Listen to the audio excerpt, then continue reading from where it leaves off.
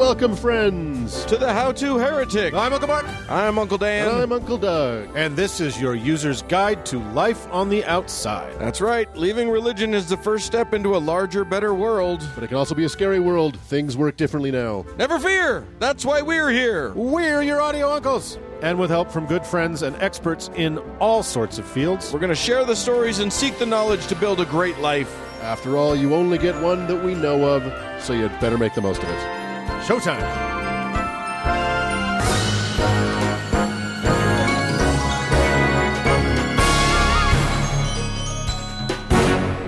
Well, uncles, Hello. here we are again. I believe this is, I think this is episode 66. 60-something 66, which means we're just 600 short episodes shy of of the devil's number. a Luciferian landmark. So Well on our way. we're almost there. So hang in there, people. We'll get there. We'll get there eventually. It won't take too long. Fun show today. I think this is going to air on the Christmas. Oh. I think, is it? No, maybe. It'll drop maybe a Boxing Day. Oh Yeah. no, I think this posts on Kwanzaa. Okay. Oh. Yeah. Which is Boxing Day, Is it? technically. Yes. Fucking Boxing Day. It's because all the Kwanzaa celebrants like to box. And I'm today. I'm going to talk a little bit about the god of the rock gods. Yes, that's indeed. true. Yeah. I like that. I'm going to talk a little bit about a bunch of fascinating dicks. Yeah. Yeah. Little cock talk. Yeah. And then Doug's going to. I'm going to talk about why Mormons are so why Mormon eggnog is so boring. Yeah. Yeah, that's an hour unto itself. So we'll do the show, but before we do, you still have a little time. Yeah, it's not too late for you to join up and become a patron of this show, and in so doing, also give to one of the most important causes in modern times in these United States, the separation of church and state, because we're going to be giving 20% of everything that we get for the month of December to the FFRF. That's right. And if you donate now, even if you donate on the last day of December, we will donate a month of that quantity of money that you donate to the Freedom from Religion Foundation. That's right. Yeah. So even if you join up on December the 31st, We will 1 month of your donation, 20% of that will go to the Freedom from Religion Foundation. Yeah. They will be grateful. We will be grateful. Everybody will be grateful. Right. Future generations who live in a world that isn't a god-awful theocracy the way ours is trying to be, we'll sing your name in praise they will. that you helped deliver us from this long national nightmare. And with that, And with that, let's go get a show going. yep.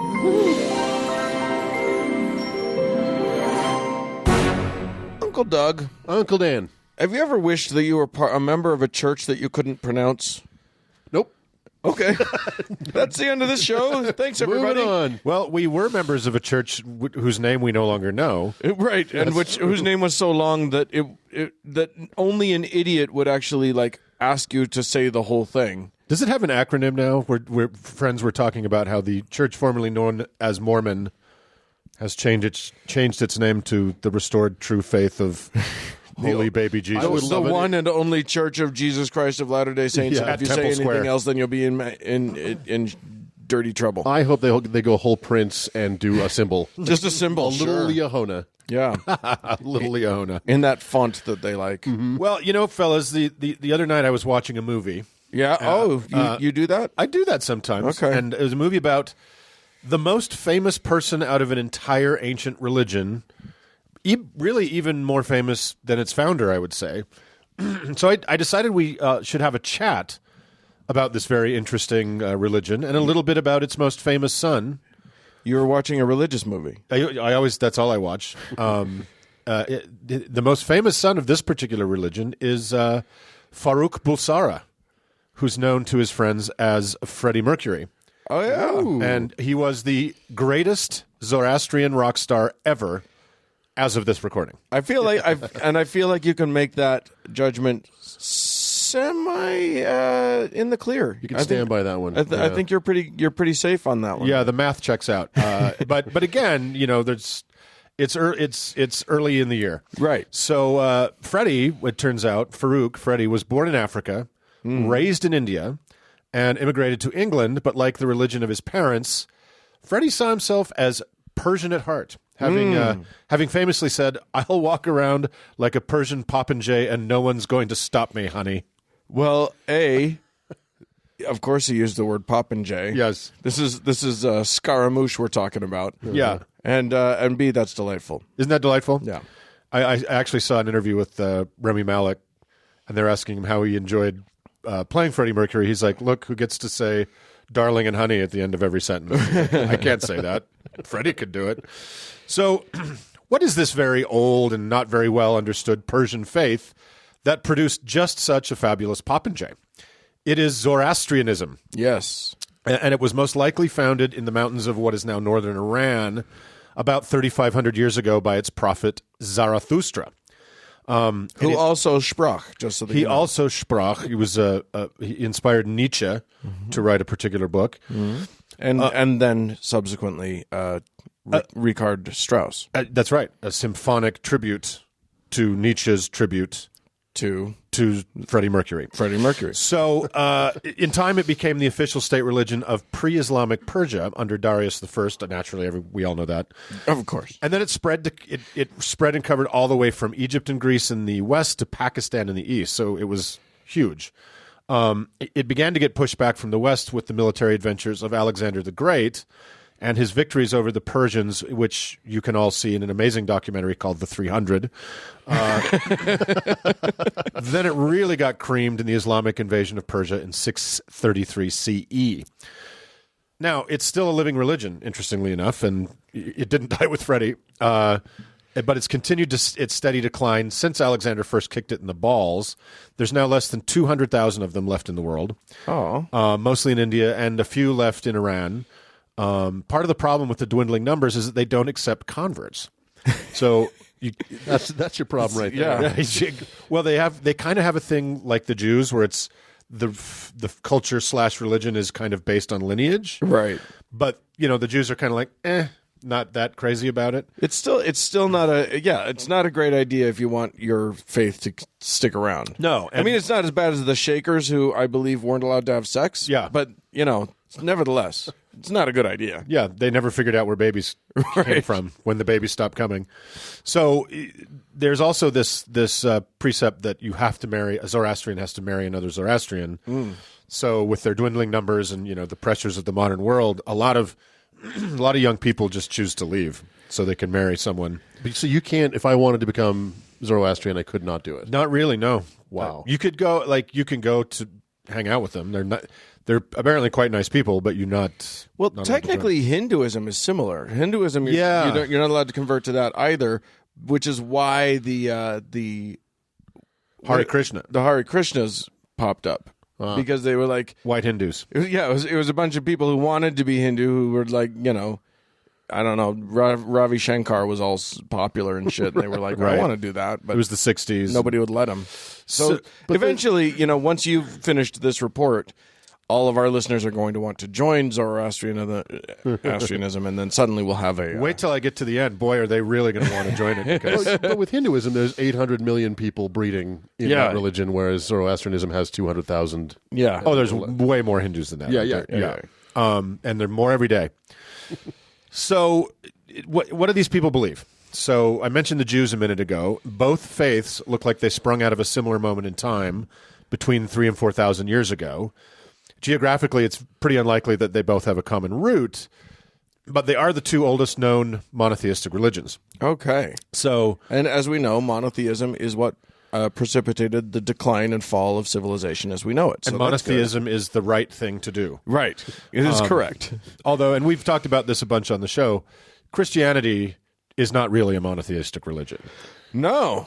I don't believe any of them actually are. No, and especially not Catholic Christianity, but There's so many ways in which no monotheism is actual monotheism. I think Zoroastrianism comes pretty close. Okay. I think because and I'll explain why. Well, I'm going to refute you, even though I know nothing about it. So. Please do. Please play the devil's advocate here. So, I say that they're the oldest known monotheistic religions because the modern human brain is about 200,000 years old, and these two religions only dip into the top 1.5% of that massive cognitive timeline.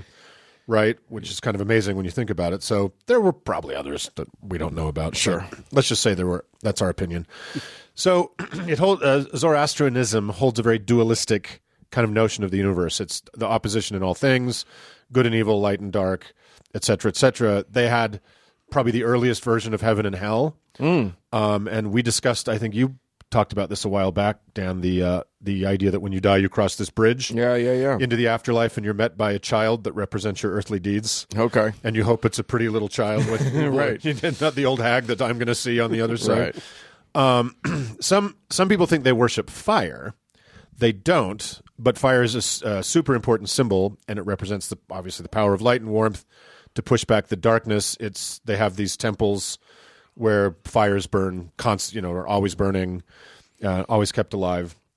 Stannis Baratheon is a Zoroastrian. Is he really? Good to know. He's got the red woman, and they do the fire thing. Yep. So the symbol of the religion is called the Faravahar, and you've seen it before. It's kind of a guy standing in the center of what looks like spread out eagle wings. And the wings are important. They have 3 rows of feathers, and the top row symbolizes good thoughts.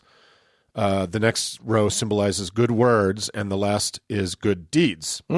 So good words, good thoughts, good words, good deeds is the defining creed of Zoroastrianism, and they actually sell bumper stickers with that. Of course, and it played a big role in that film about Bohemian Rhapsody.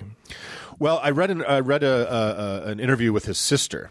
Whose sister? Freddie's. Okay. Freddie's sister from a while ago, and she was talking about how he personally wasn't particularly religious, but yeah, but remember his dad said it to him in the movie, and then That's he right. said it back to him and stuff. I'm just saying. and she said his kindness and generosity came out of being raised as Zoroastrian. So Okay. there you go. There you go. As we discussed earlier, So why are we such dicks? Is that Mormonism? with no good. What's our thing?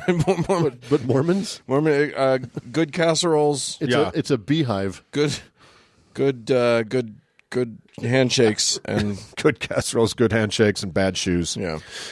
So, as I said earlier, Zoroastrianism covered a huge area in the Near East. So it was extremely influential. Growing up in the Christian world, this time of year, we all learned an absurd and maybe not real story about a Roman census that required people to drop everything and go to where their dad was from to be counted. Right. And then the hotels were booked, and a 12-year-old girl who had sex with the creator of the universe had her baby in a shed. So, Oh, holy night. well, the 3 wise men that followed a star, which is not how stars work, FYI, those guys were Zoroastrians. Oh, Yeah, and says who? not a nickname, but another name people had for Zoroastrians at the time was Magi, Okay. because then that's where the word magic comes from, because Zoroastrians were very much into astronomy and astrology. And that kind of impressed everybody. Okay. So we've all met Zoroastrians before in that story. We just didn't know that's what they were. No kidding. Well, and that if there's one thing that we know religions love to do, it's to say that people from other religions are worshiping their guy. Exactly right. So that makes nothing but sense. All that makes sense. So, and speaking of Christmas, the biggest holiday on the Zoroastrian calendar, Yalda, is held on December 21st. Happy Yalda, you guys! We just missed it. Damn it! It was a beautiful Yalda this year. Oh man! So it's a solstice, a holiday, Of course. obviously. Yeah, of course. Oh, great. Yalda. Yeah, because they're so about the duality of light and darkness, so Yeah. it's obviously important. But where we can most clearly I'll see bet they light a fire. I'll bet that's they what do light a fire. I'll bet that's what they do. They didn't start the fire. It was Actually, always they burning. did. I think they were the ones. They that started were. the fire. Where we can see the influence of Zoroastrian the most on another religion is in the younger of the great plagiarizing religions of the area, Islam. Aha! So, like Zarathustra, Muhammad was the singular prophet and messenger who received a great wisdom from the divine alone in the mountains. Right. In Islam, people wash and pray 5 times a day. Zoroastrians feed their sacred fires and pray 5 times a day as well. It's a ripoff. Yeah. So while Islam, Christianity, and Judaism have cubic shit tons of violence and justifications for it in their foundational texts, it appears not to be much of a thing in Zoroastrianism. There was violence in their past, but they're more focused on those good deeds and trying to make the world a better place. That, sadly, is not what the other religions stole from it. So Good on them. Yeah. But they're not with it. There are oddities. There is some weird shit. This is the juicy stuff. So traditionally, they think what occurs in mortal death is not that the body stops working, but that it's become irrevocably possessed by a demon. So they used to place bodies on top of dakmas, which in English are called towers of silence, for the process of excarnation. Dan, what is excarnation? That is when a flower wilts. Very close. It is the stripping of flesh and organs off of a corpse. Yeah. Why the towers of silence? Well, why excarnate your loved ones yourself when carrion birds can do it for you? Right. Yes. What's more respectful and solemn than vultures tearing your grandmother's tits off? It's a lovely image. Thank you. Yeah, you're welcome. Thanks So, for conjuring that. there's also some deal where a dog is brought in to stare at the corpse during the funeral. Why not? And Sure. And also, there's the ritual washing with bull's urine. You know, I will say this. As horrific as you tried to make it sound, I like the idea of my body being sort of shredded by critters. Like my dad used to say, I used to ask him what he wanted us to do with him when he died, and he would say, "Well, just throw me to the wolves," which I couldn't do, unfortunately. Yeah. That you guys know about. but I like the idea of, like, you know, just let nature do its thing. That's how it's supposed to work. Yeah, it's a bit graphic, but let's wrap up the story with a return to Mr. Fahrenheit himself, the great Freddie Mercury. So following his tragic and early death from AIDS-related complications in 1991, he was not placed on a bird perch to be eaten by buzzards. Rude. Though that would have been the kind of grand theatrical exit that would have suited the flamboyant Persian popinjay. But bird feeding is no longer the favored way for Zoroastrians to dispose of their dead, whether it's the logistical complications of getting a permit to have a dozen huge carnivorous birds eat a rotting rock star on a telephone pole in Kensington, or modern sensibilities finding that kind of thing a little shocking, maybe a combination of both. So Freddie What actually... you do is you go for chickens instead of vultures. Oh, my God. What time that would take. So Freddie actually was cremated by Zoroastrian priests in the light of the sacred fire. Yeah, that sounds about right. So he pushed back the darkness of death and went out in a blaze of light. Hard to think of a better way to send him off to the massive stadium concert in the sky. But that's the Zoroastrians. There you go. They've, I think I figured out a way to get all these. We can tell the Freedom from Religion Foundation how to get all the nativity scenes off of all of the state property. a Zoroastrian funeral. Those are Zoroastrians right there. Oh, They're gone. Get Andrew on the phone right now. Perfect. And Jews. Well, there you go, guys. Fancy. Thank you for that. I actually knew nothing about Zoroastrianism except for the Richard Strauss. And now you know a tiny bit more. Now I know almost nothing. Well, joyous Yalda, everyone. Okay, moving on. Well, Uncle Doug, Uncle Mark. it is the most wonderful time of the year It's the most. where we explore exciting new possibilities for the year to come. Yes, And I believe, Uncle Dan, you have... I have some. I have. It's probably too late now. But I have what could be the best gift idea known to man. the best Saturnalia ever. Yeah, exactly. We'll get to that. Dear friends, there's nothing new under the sun. Every time I feel like our society has advanced, like we've abandoned the backward ways of the past, I find something that reminds me that we're still just the dumb apes that we are. Only now we have Netflix and Instant Pots. Instant Pots. On the flip side of that, every time I think that this period has somehow given us our lamest and most idiotic items or practices, I find that every other era was just as moronic. So I guess that's a good thing. So in today's installment of Everything Old is New Again, or vice versa, we're going to discuss the fascinating ancient precursor of truck nuts flipping people off and drawing dicks on everything. And fascinating is literally the perfectly correct word. In fact, it's way too on the nose because, as we'll learn, those phalluses graffitied all over everything are literally where we get that word. What? We'll get to it. All right. I actually stumbled on this subject a few weeks ago when I was researching The Evil Eye for Yeah, I remember episode that. 62. Yeah. And you'll remember that on that episode, I discussed a few kinds of amulets and trinkets intended to ward off the curses that come from an envious or angry glare. Well, there was one kind that I didn't talk about, one that dates back to ancient Rome and a god named Facinus. Facinus. Now, I regret to inform you that I can't actually tell you much about Facinus. It seems that when the Christians rose to power, they scrubbed all the fun, sexy stuff out of the ancient religions. So we don't know much. We don't have many records for this guy at all. Really? Yeah, unfortunately. Which is why this isn't a Graveyard of the Gods segment. Hey, Christians, could you stop fucking everything up? Right? Just for a minute. Just leave some color in Just the world. one millennium. Just back the fuck up. Yeah. Well, no. The answer to that will be a resounding no. Clearly a no. From the Christians. That's a no from me.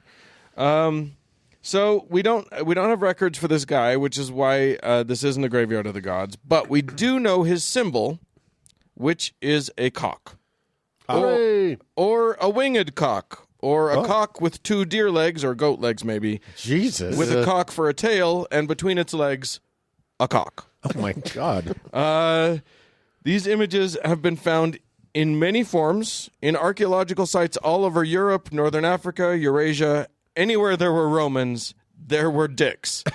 And with good reason, because if you believe their stupid religion, Facinus was a god of protection, and if you wore a necklace with a penis on it, or a ring, or a trucker cap, or whatever, you were protected against the evil envy of others. Huh. That protection is key to the etymology I referred to before. Because if someone tried to put that evil hokum on you, and you happened to be wearing a necklace with a dangling dong, the would-be enchanter would be literally fascinated. And who wouldn't be fascinated by a person wearing cock jewelry? Yeah, I'm says, interested. What says protection like an exposed male penis? Right? I've never felt so secure. Or I guess an exposed penis, given that it's always going to be a male penis. You don't know that. We have a much more nuanced view of gender these days. True enough. Eventually, the word got a little looser in definition, and it came to mean not just warding off the spell of others, but casting magic yourself. Thus, if you could enchant someone, you could fascinate them. Interesting. And then it came to be, as we know, this was sort of Latinate versions of these to begin with, and then it found its way into the English lexicon. Anyway, the Romans loved their magic dicks so much, which were also called by the way, the dicks themselves were also called fascinus or fascinum, that you could find them carved into the paving stones in Pompeii, made into wind chimes known as tintinnabula. There's a delightful image of one that's it's a guy with a giant cock coming out of where cocks come out of. And there are bells dangling from all parts of him, and the cock turns up and becomes a monster that he has to fight. He's fighting his own monster cock. I think there's a lot there. I think there's a lot there. I thought you might like that. Yeah, and also it's Pompeii is a clear example of how effective these things were at warding off the badness. Right. Well, you can ward off the evil eye all you want, but when the evil eye comes from a volcano, the evil eye is Mount Etna. It's not as easy. Right. You got to have a big dick for that one. Big dick. Just clog up that volcano. Yes, indeed. They were made into every kind of jewelry or adornment. A lot of them look like key fobs or cell phone dangles, and chiseled into buildings, which leads me to possibly my favorite image in all of this research, which is a bas-relief carving from Leptis Magna in modern-day Libya, which is an image of that two-legged penis using its penis to ejaculate into an eye that has a scorpion sitting on it. Oh, my God. It's a very fascinating thing. Maybe we'll put that pic into the show notes on howtoheretic.com so that we can... Yeah, I wonder what incident created that moment. Like, what was happening in Libya at the moment? I think it's just, warding off that evil eye. Yeah. By jizzing into it. Yep. With your dick stick. Look, if you're a giant dick, the one thing you want to do is have a dick. Just be sure you have a dick if you're a dick. So anyway, Fastinus and his symbol were so important to the ancient Romans that in a turn of fate that may be the most perfect bit of irony yet invented, the cult of Fastinus was tended to by the revered Vestal Virgins. How about that? Of course.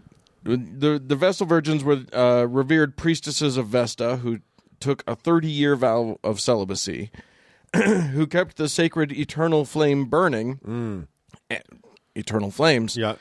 And That's my favorite Tiffany song. Right? Yeah. And who apparently were to look after the giant cock. Well, it's hard for me to pick a favorite, actually, now that I think about it. I mean, that's understandable. Sorry, what were you talking about? Giant cocks. Oh, yeah. I'm shocked that you would get off that you would jump that groove. Well, when I'm going through my Tiffany library in my head, I sometimes... It's true. It's true. You know, they would literally take these... there are stories about like celebrations where they would take huge, giant penis statues and like cart them through the town for festivals and whatever. Really? Yeah. That's awesome. Yeah, literally. When a general... So remember how I mentioned truck nuts earlier? Yeah. I wasn't joking. When a general was triumphant in battle, the Vestal Virgins would hang a dick under his chariot to protect him from Invidia, which was I was the so evil hoping eye. you were going to say he would ride into town on a giant dick, but No. fine. No, but he was swinging, like literally the guys with truck nuts just have it wrong. They need to not do nuts. They need to do a cock, and then it will protect them from the envy of all of those looking on and admiring their F-150. What they actually need to do is go back in time and just get their dad to say "I love you" once, so they wouldn't have these fucking issues and hanging gonads on the back of their goddamn Hemis. That's what they need to do. It's just not going to happen. So that's easier than the penis, I think. It's not. In point of fact, the penis is the correct, is the easier solution to Well, that. if I could turn back time. Yeah, that's my favorite Cher song. Damn it. And video. We've lost Uncle Mark. I'll just turn off his microphone.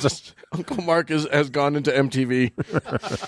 Okay. Anyway, so yeah, I also mentioned the good old bird earlier. The middle finger gesture that Americans are so fond of when someone cuts us off in traffic is a form of fascinus. Really? The ancients would raise their biggest finger as a stand-in for the phallus, thus warding off those crusty looks from their jealous neighbors. How about that? So if somebody gave you a dirty...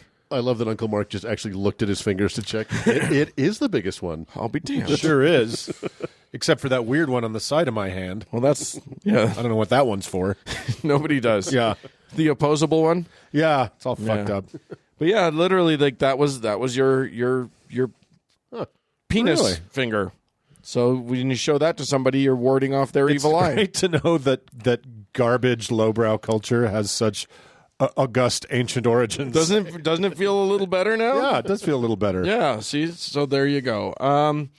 So, yeah, the next time you see that some kid in trouble for drawing a dick on his locker, or you run across one of the multiple instances I've found of a pilot making a cock and balls appear in the sky. Yeah, those Marines almost got disciplined for doing They that. did. Yeah. They did. It's kind of amazing. Instead of dismissing it as childish and immature, realize that it might be an homage to ancient religion. Did you see when the Mars rover did that? Yeah. It did. They didn't mean to, but it drove a straight line, and then because of the way it turns, it looks just like made they drew a giant penis on Mars. Two balls and Yeah. stuff. It's brilliant. It's, life is fun. You got to have some fun in the Gotta have world. some fun.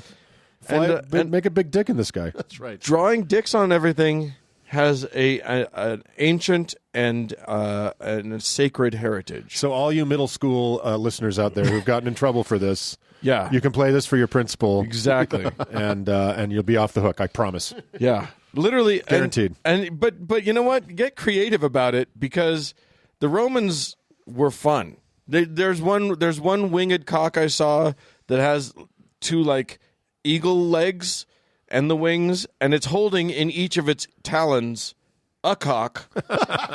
Two separate cocks. Yes, yes. Each of its feet is holding a cock. Nice. They had a lot of fun with this thing. Wow. So many rings and things. It just And then so, Christianity, boo. right. So So remember Fascinus, and then acknowledge And yeah, so yeah, That's why whenever anybody's seen me naked, they just kind of whisper, "Fascinating," yeah. right? Well, I think we're all a little fascinated by a cock. Yeah, How can you not? one be? way or another. It's so literally the weirdest anatomical thing. Yours or somebody else's? Well, mine.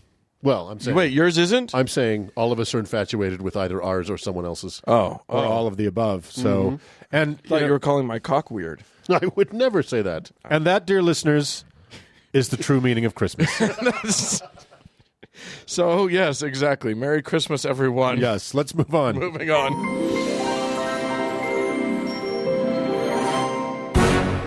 Gentlemen, Yep. Hello.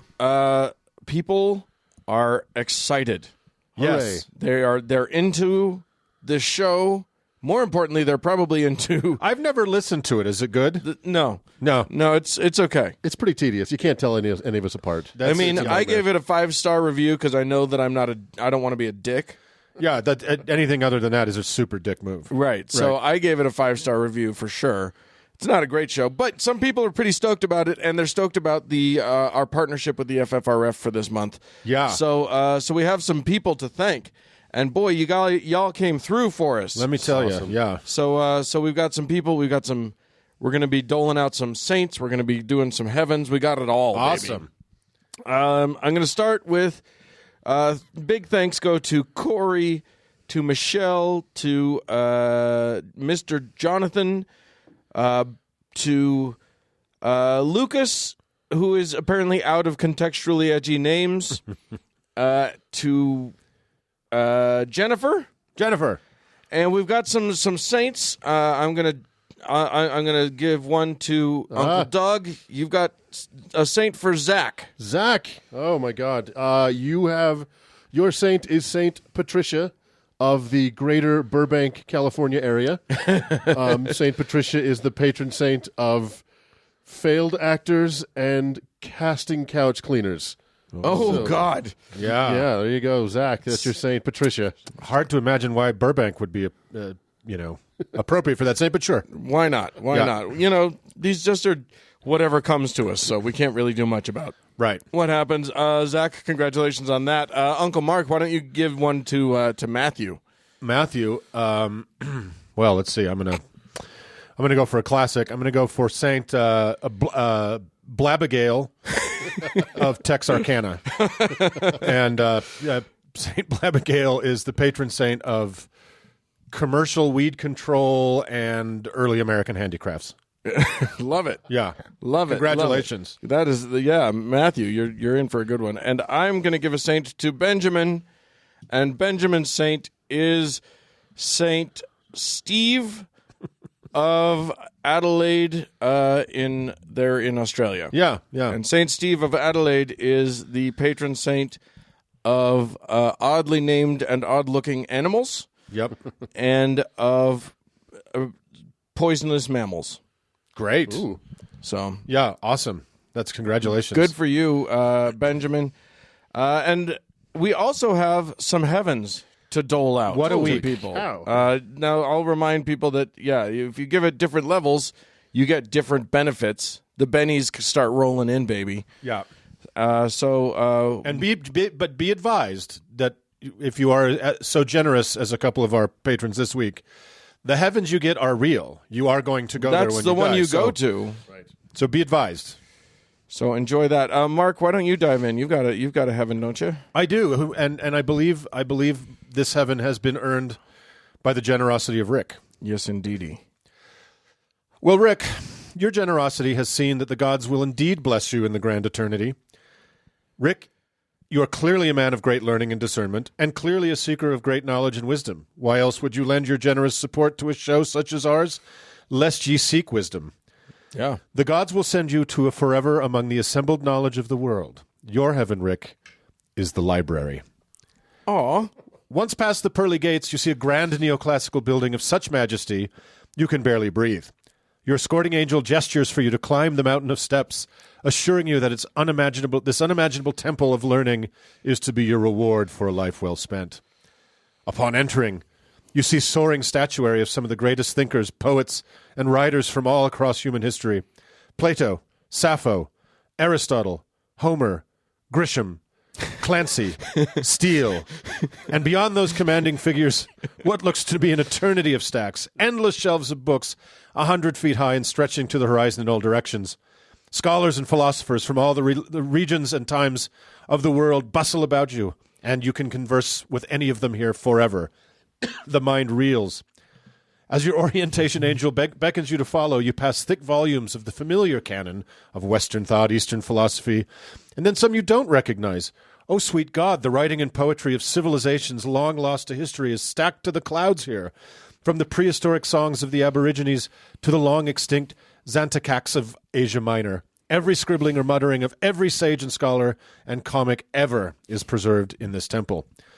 You follow your guide deeper into the labyrinth, and you realize there's an even greater complexity to this place than you can comprehend, because here are millions of volumes of our pre-human selves and cousins, the dazzling complexity of the various Neanderthal religions, the satirical sagas of early Homo erectus, and the compendiums of poems of hominids unknown to living men.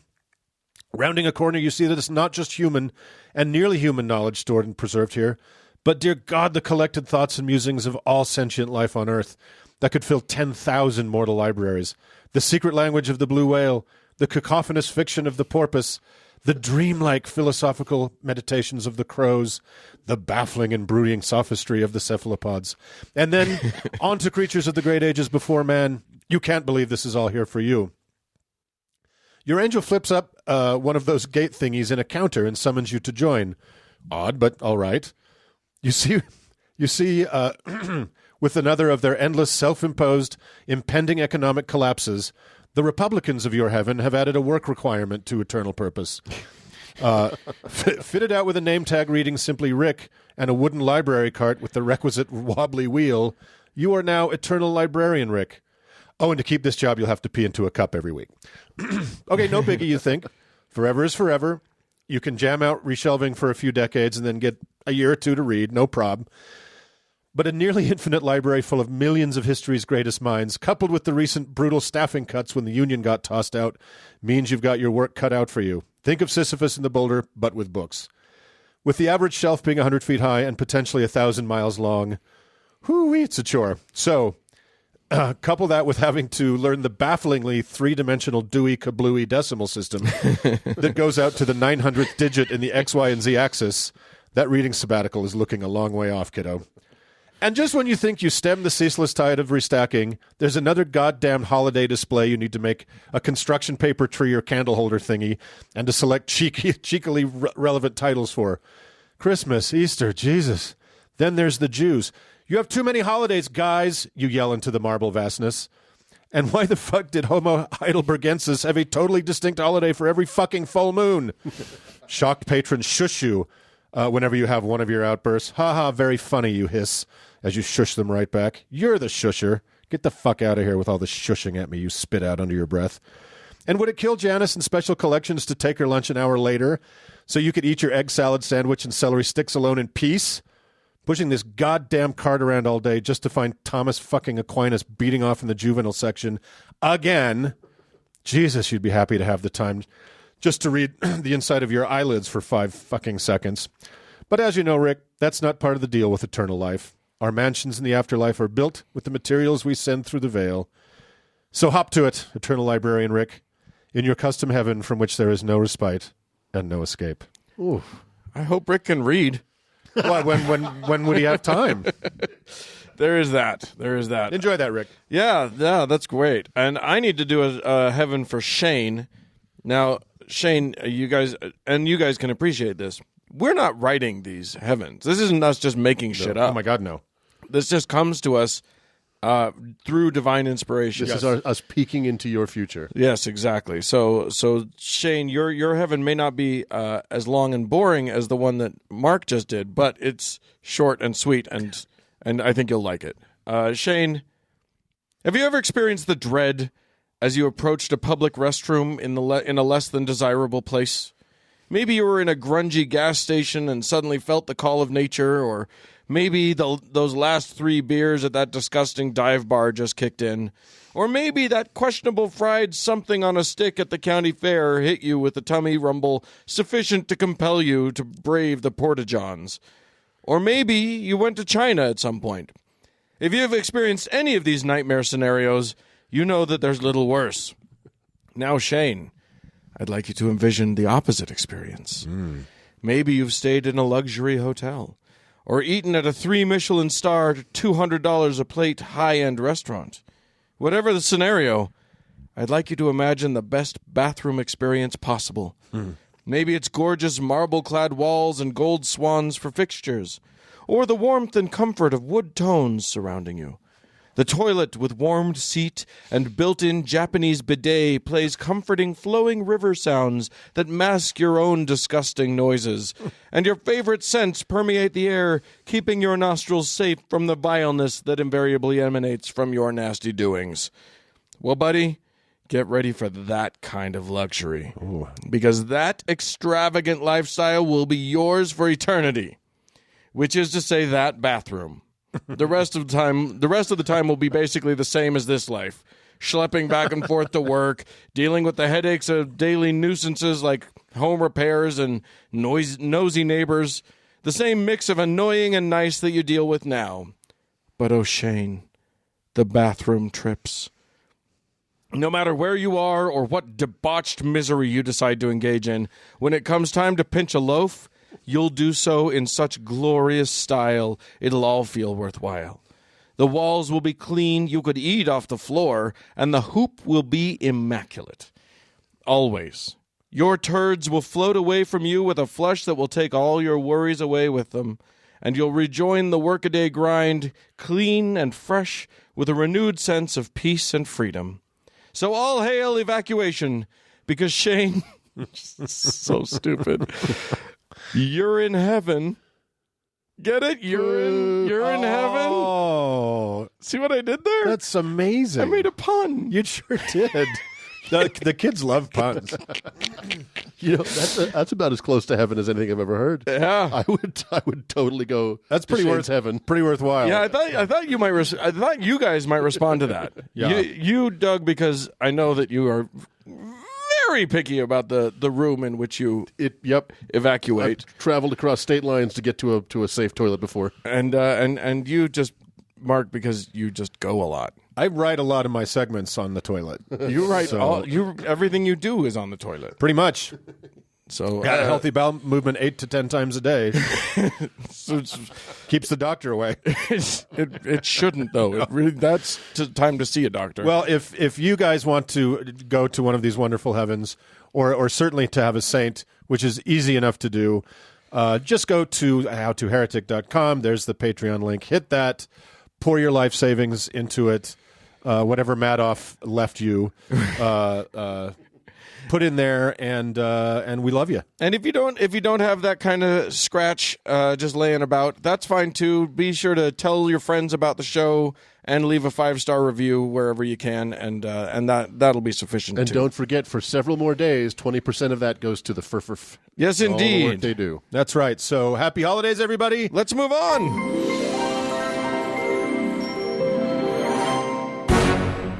Hey, Uncle Mark, are you hungry? Well, I am. Well, we could have something to eat, but I can tell you a whole bunch of things you can't eat. Well, I can't eat much right now because I have burned the shit out of my tongue. Have you? Yeah. What'd you do? Oh, well, I took strong drink. Did you have a hot drink or strong drink? I had a strong hot drink. You're not. Well, it's December. I had a strong hot drink last night too. Did you? I think we're gonna die. Did you burn your tongue? I didn't. I was careful. Well, But I as long did as put you some eat meat cayenne. sparingly. Doug, tell us how we can avoid burning our tongues and offending the lard. Well, I think we've been talking about doing this for a little while, but recent events have kind of pushed it to the fore, so to speak. We're in Mormon land. We are in Mormon land, and in the wake of the 2018 midterm elections, several states have been making alarming moves to reduce or repeal the will of the people. So to our brothers and sisters in Michigan, Wisconsin, Florida, North Carolina, Kansas, all we can say is welcome to the motherfucking club. Yeah. We here in the Kingdom of Utah have been having our will distorted and reduced for about 100 plus years. Mm-hmm. Most recently, the good people of Utah, by a resounding 53 to 47%, voted to enact Proposition 2, which would allow for the use of medical marijuana in Utah. Hallelujah. Yeah. Yeah, just medical. Just medical. Just Now- a nice, and just for them is what could use it. Yep, with the glaucoma and the cancers and such. And the I've got a friend who's got some sort of face condition. I don't really? remember what it's called, but it's searing, awful pain, which can be touched by nothing. Oh my God! Except weed. No kidding. So she's a criminal. There you go. Well, if the people around the world know one thing about Mormons, it's polygamy. But if they know two things about Mormons, it's polygamy and pairs of white boys on bicycles. But if they know three things about Mormons, it's polygamy, white boys, and the fact that they don't drink alcohol, they don't smoke, and they don't drink coffee. And they don't dance. And then, Have you ever heard that? Has anyone ever asked you that? That's not the Mormons, by the way, but I hear that a lot. Mormons don't dance. Yeah. Mormons dance. Yeah, actually, it's I can attest for professional reasons that there are quite a few excellent Mormon dancers. Yeah, and, You'll always see a Utah contingent in those. So you think you can dance? The ballroom and the modern. They love that oddly stuff. enough, and the for ballet for a religion that sees any kind of creative expression as fornication of some kind. and is terrified of shoulders on girls. We should dig into that one day, but not today. Not today. So to say that the results of Prop 2 were surprising is an understatement, and nowhere was that more surprising than at Temple Square here in Utah, which is the seat of power for the church, in front of which the state is prostrated. So under explicit direction from the church leadership, the Utah legislature sprang into action in the wake of Prop 2, calling a one-day special session to write their own medical marijuana bill, supplanting Prop 2 and the will of the people. Well, they didn't write the bill. They had that bill locked and loaded. Exactly. It was ready to go. Yep. Yeah. They knew exactly Yeah. what they were going to do. No legislature works that quickly. It was naked even by Utah standards. Exactly. Well, yeah, and they didn't write the bill. No. The guys downtown wrote the bill. Exactly. Right. So among The state capitol here is just an overflow meeting room for the church, for real. essentially. And the FurFurf should look into this now that we're giving them all this money. Yeah, right? No, hey, there's just buying something here. Yeah, we'll buy some influence, okay? You do me a favor one day. Among other things, the bill prevents authorized users from growing their own marijuana. It reduces the number of approved dispensaries from 40 to 7, and requires that these dispensaries employ pharmacists that can reduce doses at their discretion.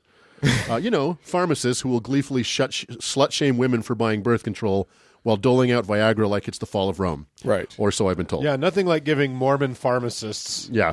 power over Power. how weed is distributed. Exactly. Right, yeah, exactly. This is you guys will love this. It also outlaws most types of edibles, except for, this is true, gelatin cubes. For our non-Mormon listeners out there, the Mormon sacrament is a little piece of Wonder Bread, a little cup of water, and the third leg of that stool is Jell-O salad. That's Let me right. tell you something. Utahns eat Jell-O the way New Orleanians eat gumbo. Exactly. It is the state fruit. Right. It is. In fact, Jell-O is the only colorful thing a young Mormon will ever experience. Well, it's the only food on the table that is anything but brown or gray. I don't know. Kraft mac and cheese is pretty bright. That's true. I'll give you that. Mac and cheese. So, why? Why do Mormons adhere to this strict behavioral code? What is this code? Where did it come from? Well, like most things in Mormonism, it sprang from the troubled mind of Joseph Smith. Peace be upon him. Peace be upon him. Back in 1833, when Joseph was developing his newly formed church, they would sometimes hold meetings in his house. As this was the case, any gaggle of men in the mid 19th century, they smoked up a storm and chewed tobacco and spit all over the place. delicious. Yum. Joseph's wife, Emma, complained, rightly, that it was disgusting to have to clean up after these men. And since Joseph was not If going... only she knew what else he was up to. I was going to say, and since Joseph wasn't going to give up on teenage poontang for Emma, Right. he thought he'd concede on this point and received a, quote, revelation from God that is known as the Word of Wisdom, forever enshrined in Mormon canon as Section 89 of the Doctrine and Covenants. I want to know how many of Joseph and Emma's arguments ended up in a revelation. You know what? A bunch. Most whole of them. bunch. There's a bunch. There's a whole bunch of like, my servant Emma will cease to Right. nag. Will shut her goddamn hole she when I was don't the- come when I come home a little late. Wasn't she the only living person ever named in a revelation? No, she Were might there be more? the only living woman, but her name's in there quite a bit. Yeah. Yeah. But there are others. Yeah, God told me you're a bitch. Totally. So, yeah. If you say it in fun like old Englishy phrasing, Yeah. and the Lord hath spoken unto me, saying, "Thou art bitchy, and shut We'll- thy damned face." we'll definitely get to that. Yeah. So let's dive into this divinely inspired health code. It's only 21 verses long, but we'll focus on the main points. So, Okay. Starting with verse 1, a word of wisdom for the benefit of the council of high priests assembled in Kirtland and the church, and also the saints of Zion. Verse 2, to be sent greeting, not by commandment or constraint, but by revelation and the word of wisdom, showing forth the order and will of God in the temporal salvation of all saints in the last days. It's not a commandment. Yeah, that feels pretty Yeah. wishy-washy. Yeah. It's just like Just a suggestion. it's a bit of wisdom. Follow it if you want to. Listen. It's a good idea, maybe. Yeah, it's like that's so funny that it's a revelation, Yeah. but B, it's kind of like stitch in nine, stitch Take in it, time you can saves leave nine. it. You know what I Yeah, mean? Exactly. Little Okay, folk wisdom from the Lord. Yeah. moving on, verse 5, that insomuch as any man drinketh wine or strong drink among you, behold, it is not good. Neither meat in the sight of your Father, only in assembling yourselves together to offer up your sacrament before him.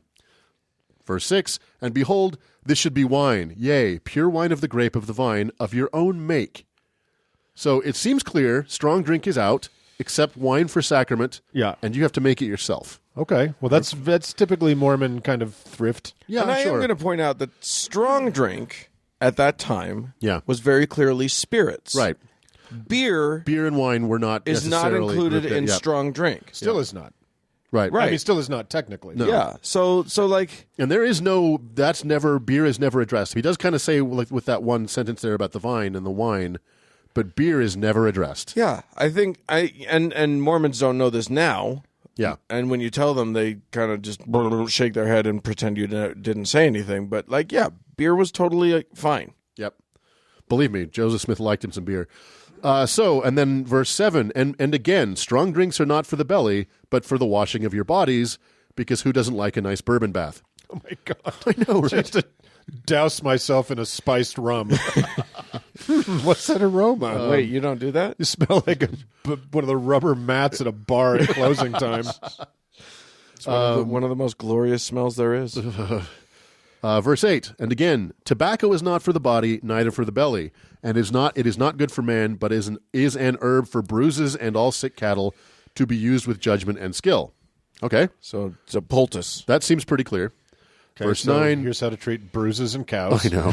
Verse 9, and again, hot drinks are not for the body or the belly. So what constitutes hot drinks has been hotly contested, but coffee and tea are it pretty much seems accepted. Pretty clear. Yeah. Hot drinks, not for the body or the belly. Yeah. That seems so easy Yeah, until you try and tell a Mormon not to drink hot chocolate. exactly. All right, verse 10, and again, verily I say unto you, all wholesome herbs God hath ordained for the constitution, nature, and use of man. Every herb in the season thereof, and every fruit in the season thereof, all these to be used with prudence and thanksgiving.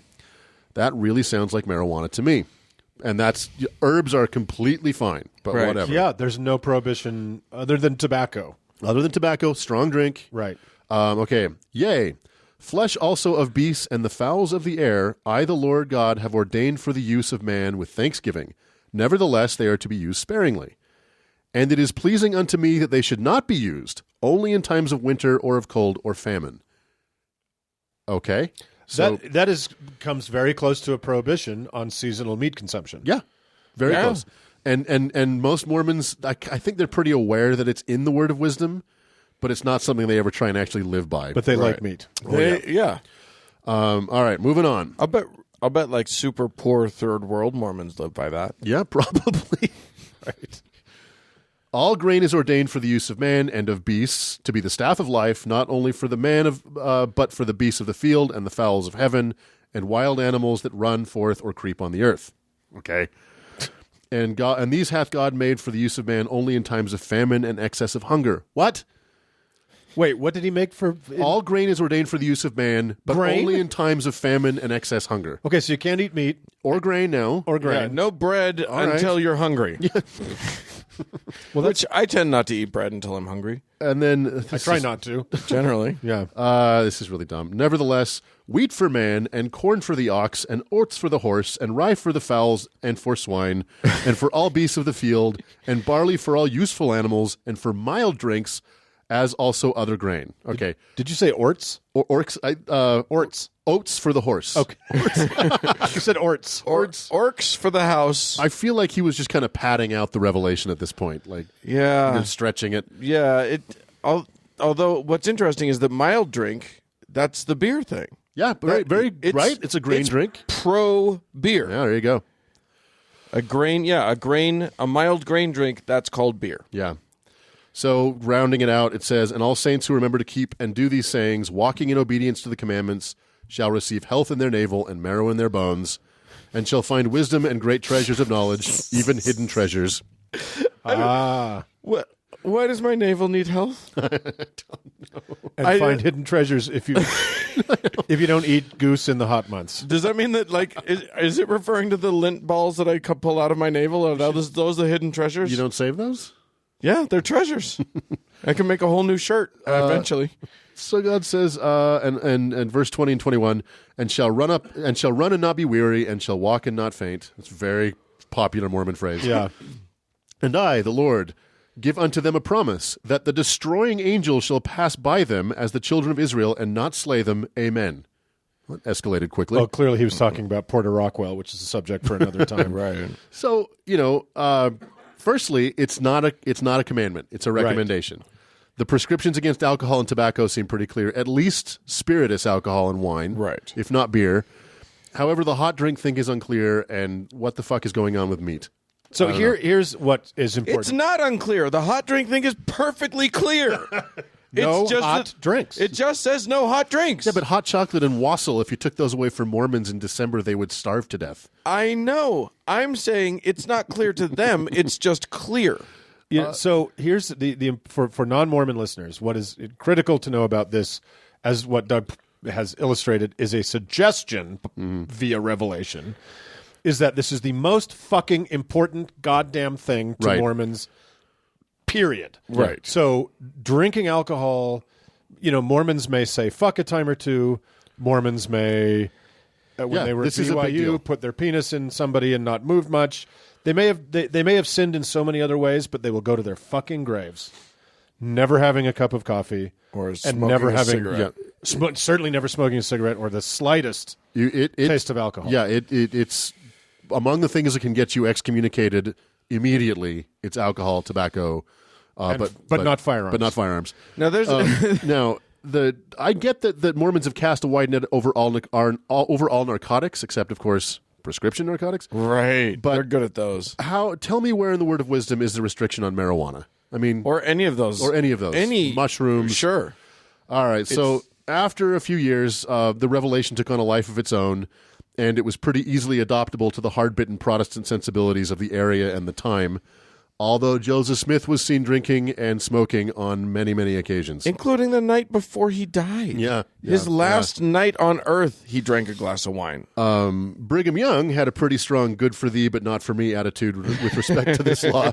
Yeah. Famously operating breweries and distilleries in Utah, including the infamous Valley Tan whiskey, which Yeah. Mark Twain said was made from imported fire and brimstone. That's the nicest thing you had to say about Utah. That is truly. Coke and caffeinated soda is a gray area, which is odd for a religion that doesn't really peddle in gray areas. Right. Well, I mean, that was just one where, like, I think that came from people sort of questioning why hot drink is Yeah. not okay. Why? Okay, so yeah, you can't have coffee, but you can have hot chocolate. Well, why not coffee?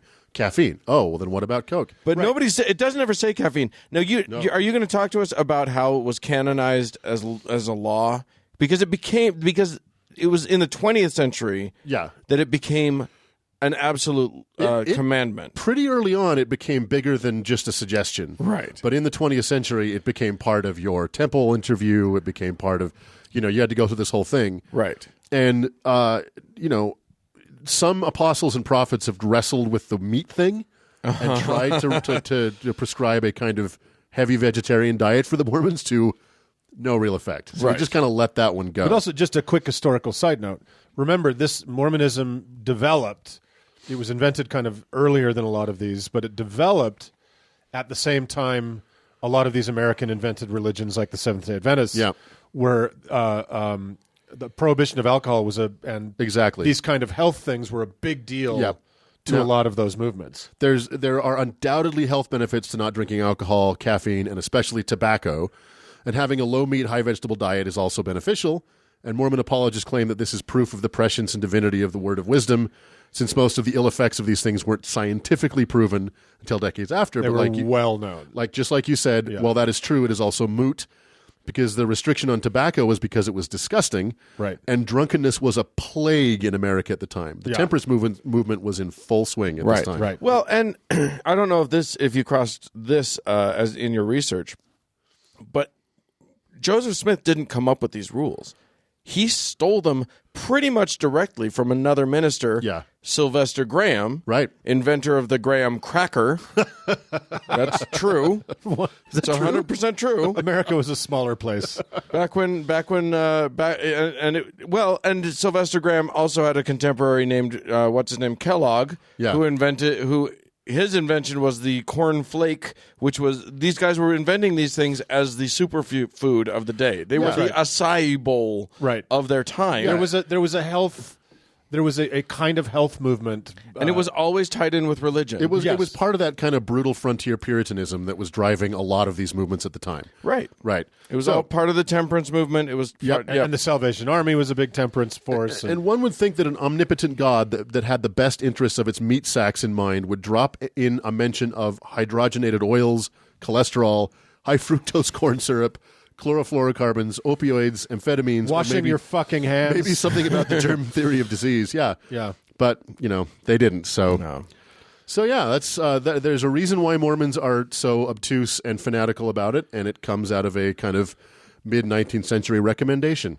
And I'm not going to say whence comes these whispers, but if you want to follow along, we have a little secret inside knowledge. There might be a change to these rules in the near future in Mormonism. I'll believe it when I see it. I will too. Yeah. It may not happen, but lately, rules about whispers about changes within the Mormonism have come to pass. Yeah, that's true.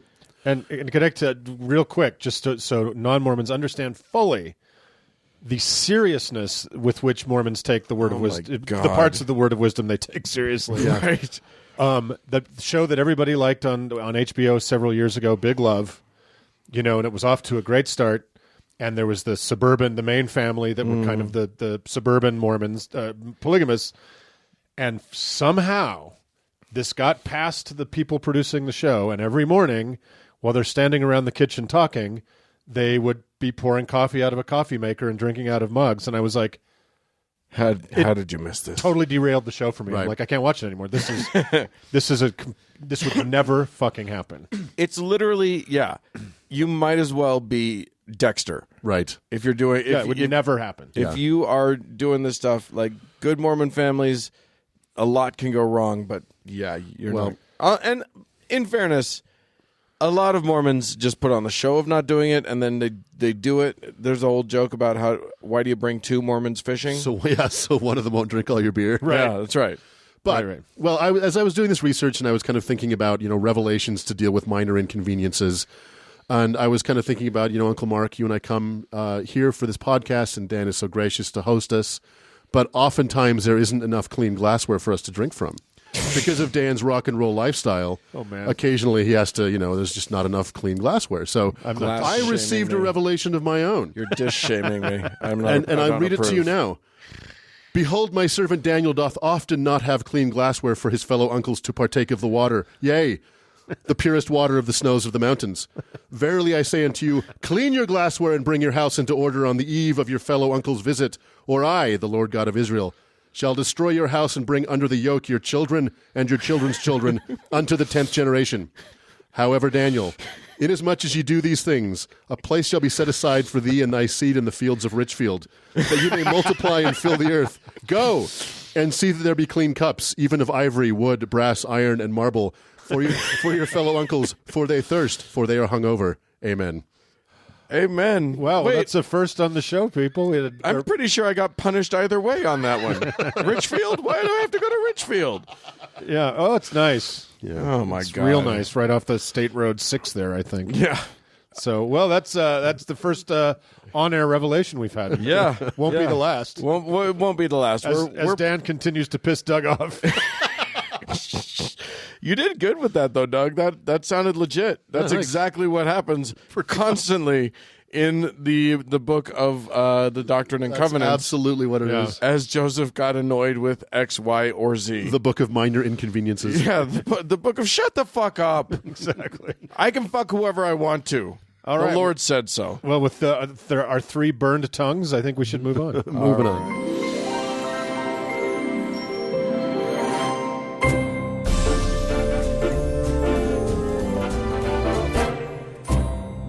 Well, friends, that is it for this week's show. Hey, we'd love to hear from you. Send us an email at howto@howtoheretic.com. Or you can tell us about your cock fractal art, cock and a cock and a cock and a cock, by leaving us a voicemail at 903-88-HOW-TO, which is 903-884-6986.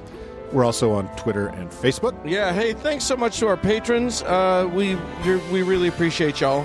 And thanks to our rock god, Cody Layton, for editing the show. And thank you, dear friends, for tuning in. Thanks, everybody. Bye-bye.